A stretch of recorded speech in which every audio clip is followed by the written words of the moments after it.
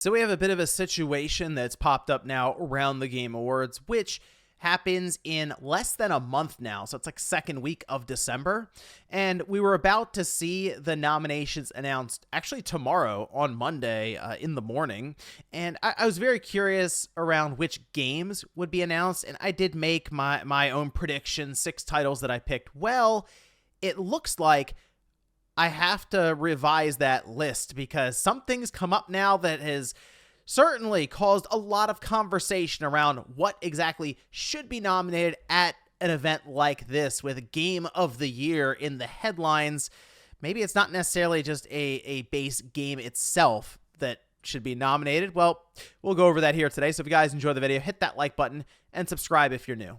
So let's head over, actually, we'll head over here to, this is on Polygon who was covering it because we can see, I saw this pop up. This was actually during the podcast yesterday while we were doing Spawncast. This was actually during the podcast that went up yesterday, the Spawncast on Saturday. Check that out if you haven't. But as we were getting towards the end of the show, this update came out. And it was from Wario64 who noted this over on Twitter X, that the Game Awards expansion packs, new game seasons, DLCs, remakes, and remasters are eligible in all category if the jury deems the new creative and technical work to be worthy of a nomination. So no longer is it the idea of it has to be a brand new game that's introduced that year. You can have things that rely on that game, like an expansion, DLC, that can technically be nominated for Game of the Year next to brand new original works even. Well, this is not going over great, obviously, online, as people are kind of confused around this entire premise. But the strange thing about this is it appears that the page was actually just updated just a day or two ago. Now, this was posted up. I saw this by BGU, said that they used the Wayback Machine to check if the Game Awards statement about using expansions, DLCs, and all of that was there before. Doesn't seem to have appeared until November 15th. So if we go to the FAQ and rules section, we scroll down. I mean, they go through, they're pretty thorough explaining everything with the event, the award process. They used to have, because people will be curious about the jury, basically they say a jury of over 100 global media and influencer outlets that go through and will put together the list for all these different categories, which there's like, at this time, there's 40 or so. There's so many. And when I watch the show, they probably highlight less than half of them. Some they rapid fire through. Like, it is very quick and it's in the pre-show. So I don't even think they need this many awards in the first place. But I guess they just want to recognize as many companies, people, whoever as possible. Okay, sure, fine. But they had this 100 global media and influencer outlets, an entire page, and that seems to be gone now. I mean, if you click on this, which has voting jury in the URL, so if I click that and open it up, it just goes back to the home page.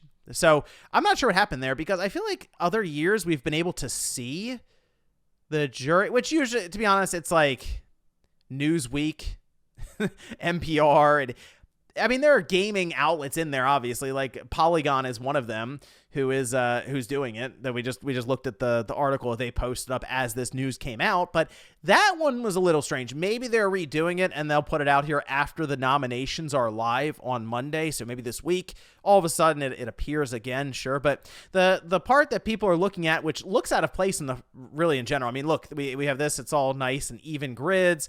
And then there's just one little square right here, where the question was, are DLC expansion packs, remakes, remasters eligible? First of all, I don't know if I would put remakes/remasters in the same bucket as I would DLCs or expansion packs, because the idea of DLCs and expansion packs typically is that they then rely on another base game. So there's an entire game that's come out before, and now this expansion DLC needs that game to just function, to fire up.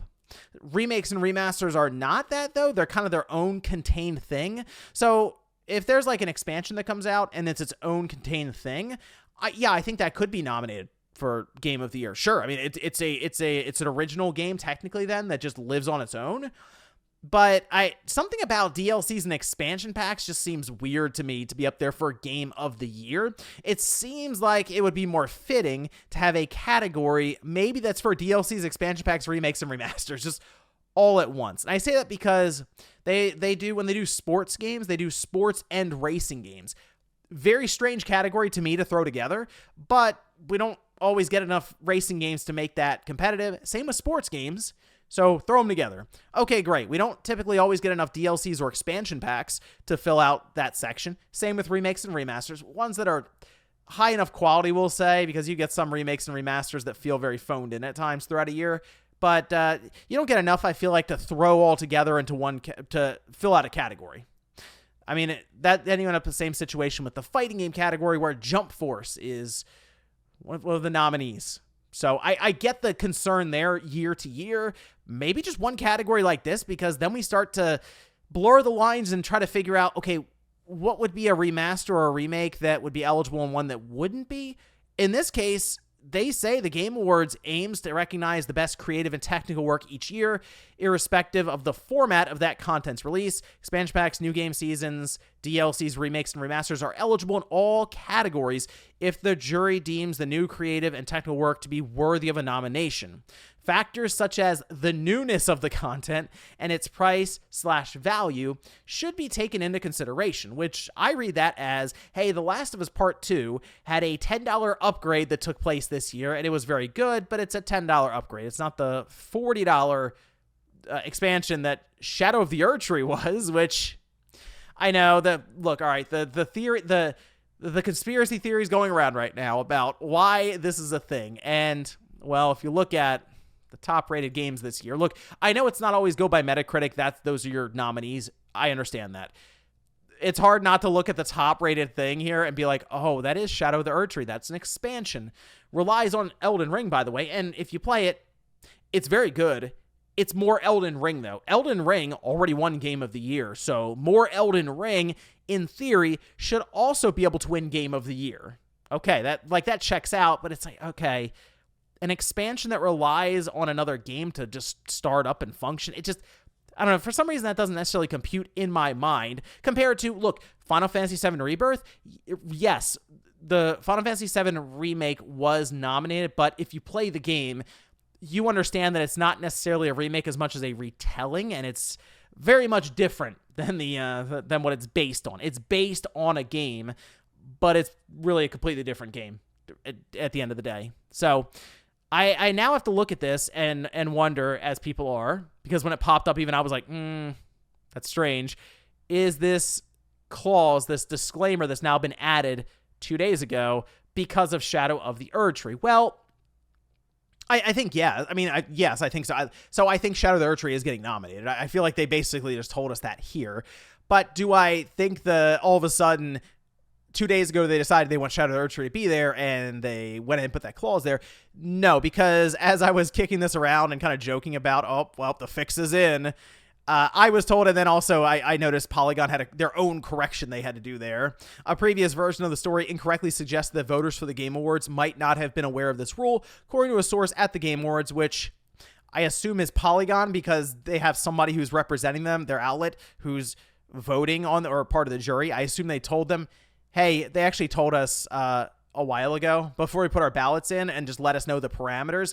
They did tell us that the expansion and DLC lineup would be available if we wanted to vote for it to nominate for Game of the Year.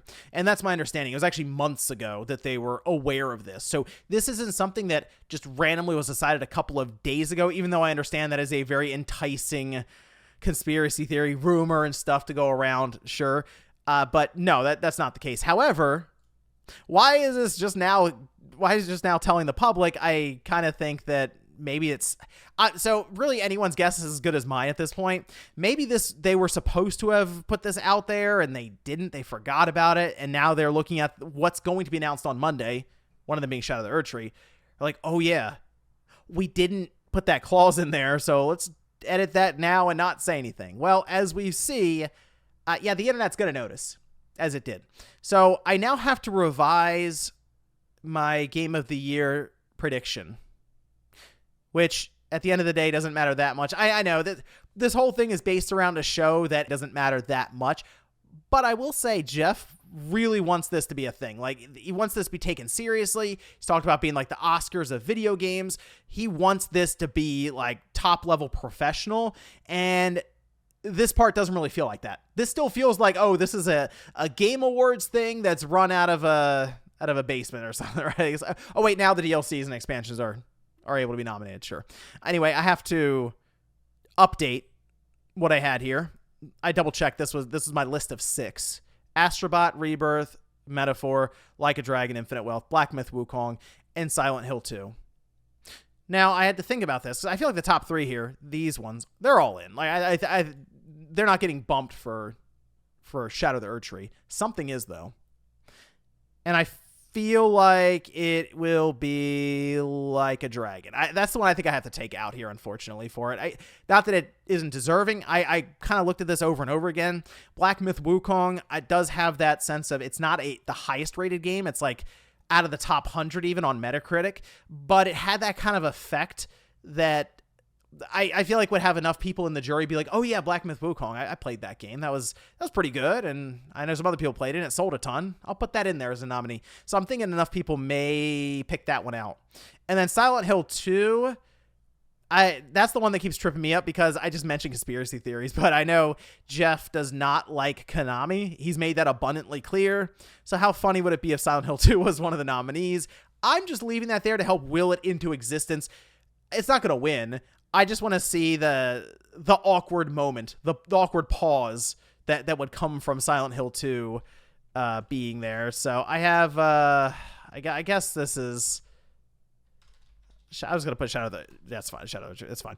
I'm going to put it like that. I think this would be my 6. I don't think Elden Ring Shadow of the Erdtree will win, but that would be strange because I looked at all the other the other years that they had, and I didn't see a DLC or expansion ever get nominated before. This would be a first, and it would be Elden Ring kind of doing it. So it's going to be very odd. Very, very odd. Let me know down in the comments, because this is a big thing clearly, if you feel like an expansion pack or DLC, if that should be capable of being nominated for Game of the Year, because in that case, it seems strange since the last several years, this is the 10th year, like not one time a DLC or expansion stood out and it was like, oh yeah, obviously. Like I feel like Final Fantasy XIV has had numerous expansions in the past that probably would have been eligible, or at least rated highly enough to be in this category. So I